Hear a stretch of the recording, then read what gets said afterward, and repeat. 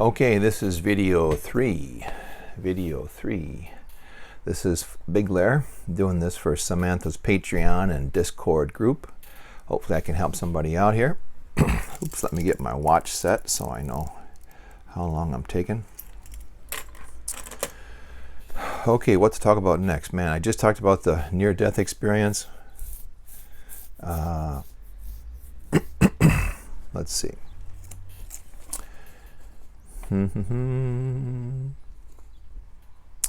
Okay, maybe I'll just talk about a couple random things here. I have a bunch of stuff written down.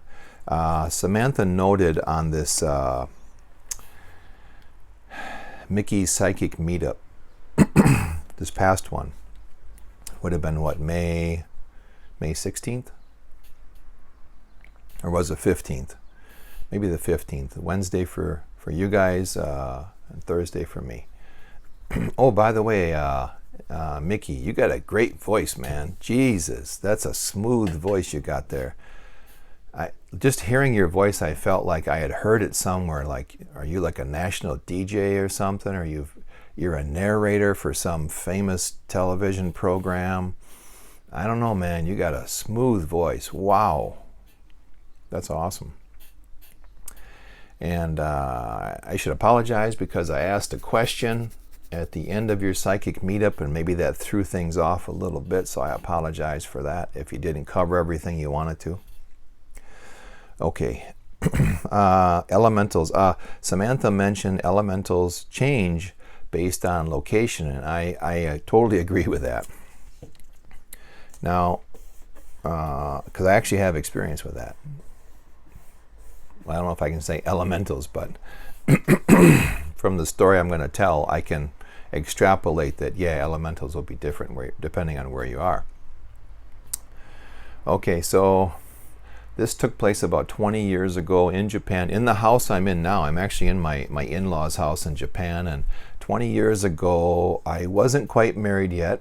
However, I was helping my father-in-law's cousin and uncle remodel the house so that I could, when my wife and I got married, we'd have a place to stay here.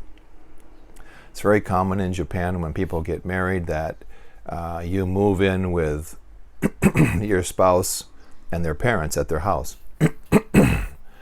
And anyway, so yeah, it was in the middle of helping my father-in-law's uncle and cousin remodel their house on the second floor here. So, and then I would stay overnight. So I was staying overnight in a room just across the hall from where I am now.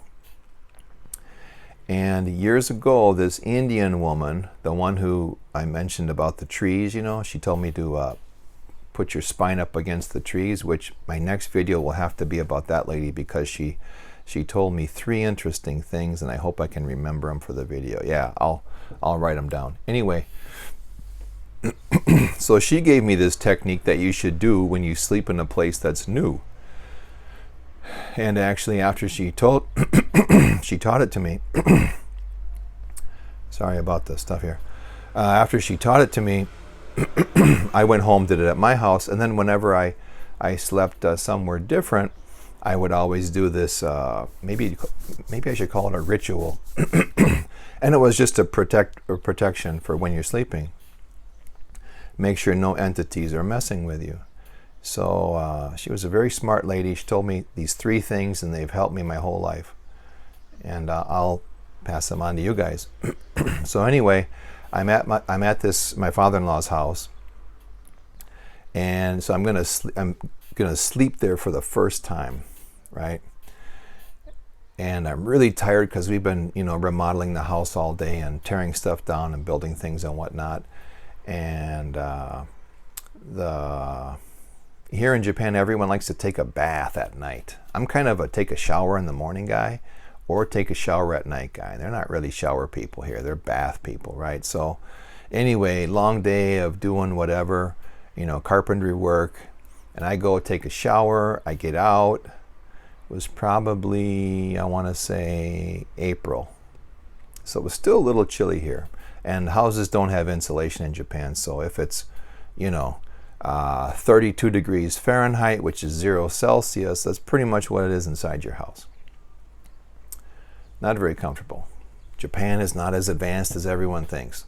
That's all I will say for now. Anyway, so I lay down on this, a futon. They call it a futon. It's not the same futon that people have in America or Europe. It's completely different. What you guys got is something different. Anyway, so I'm laying on the floor on this futon thing, this tiny little, I guess mattress would be the best way to describe it. I'm super tired, and I've just taken a shower, so I've got that like good feeling from the shower. And then I realize, I haven't done this protection ritual for the room that I'm in. And I thought, it should be okay. I'll do it tomorrow. Do it tomorrow evening. That was a mistake. So anyway, I fall asleep immediately, and then I wake up, I'm conscious. Well, I didn't wake up, but I'm like in a dream, but it's one of those dreams where it's like really real and you can control what's happening. So all of a sudden, I'm in my high school. I'm in the hallway of my high school, the entrance in this long hallway of my high school, and for some reason I go into the gymnasium.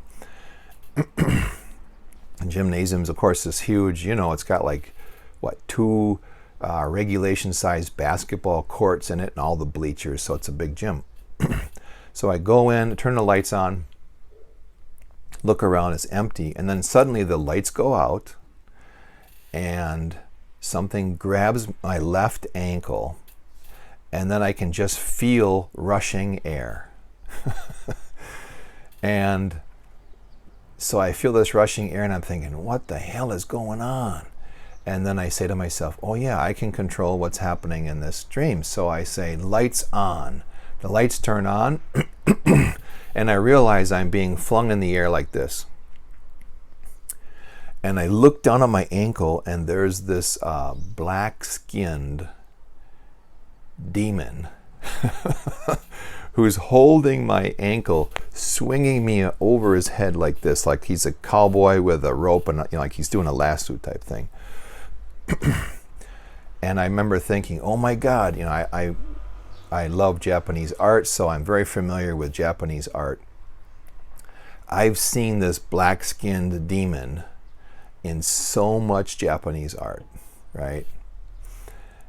And here he was, like holding onto my ankle, swinging me around for some reason. And he had horns, kind of a ugly face, black-skinned, wearing this, like, I call it a diaper, but they call it a fundoshi in Japanese. The sumo wrestlers wear something like that, if you've ever seen sumo. Anyway, so I looked down, and then I just think to myself, release me.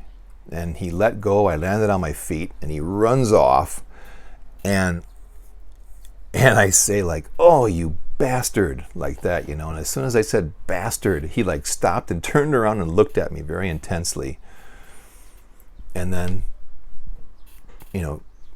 turned back around and ran, and then boom, he disappeared in thin air. And then I immediately woke up, and I was like, holy crap, I turned the light on, and I could feel my left ankle felt like I had really been squeezed in this vice of a hand grip. And I looked down, and if you've ever been involved in martial arts, or you've done wrestling in school, or you just had a goofy older brother like me that you fought with all the time, you've had the experience of holding on to someone really tight, or someone grabbing you really tight, and you're struggling around for a number of minutes, and then when you get released, or you release the person, you can see that white imprint on their skin or on your skin. That's exactly what I had on my ankle. It was like this huge hand and fingerprint on my left ankle. So I wake up my wife. We aren't married yet, but I wake her up and I say, oh my God, this just happened. Look at my ankle. And she's really tired, and she's like, oh yeah, okay. Good night. So for her, it was a non-event. So anyway, I was like, holy crap, that really happened. And then a voice said to me, you should have done that protection ritual. Well, you can bet that I immediately did this protection ritual, because I don't want that to happen again. But then it made me realize that, oh my God, probably all these things that have been drawn or painted, these demons or whatever, these elementals who've been depicted in art around the world, they really exist. And I'm proof that this thing exists, because I never thought about these things before. I didn't see a program about them. I haven't read, before this happened, there was no preloading of information, is what I want to say. So yeah, that's my elementals change with location story. And the other thing I will just add to that, when I lived in Malaysia, Malaysia is a pretty wild country. It's like the Wild West. No matter what you think about it, if you've been there, that's really like the Wild West. And if you ever get out in the jungle, get out in the jungle there, and I went all over that country with the job I had. I'd go places where my GPS would say, you now reached your destination, and I stop and I look around, and there's only palm tree plantations and jungle. There's like absolutely, no building. The building that I'm looking for is not there. And the jungle has a really weird energy to it there. I say weird because it seems weird to me. And so the impression that I got, excuse me, traveling all through Malaysia is that the elementals are very different there, very different energy.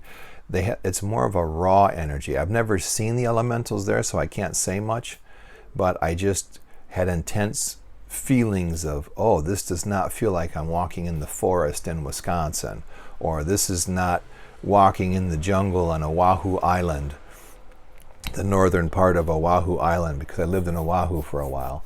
It wasn't the feeling of walking in those places. It was like this very raw, primal energy. And so anyway, that's all I have to say about that topic. Hope you enjoyed it, and I'll be making another one.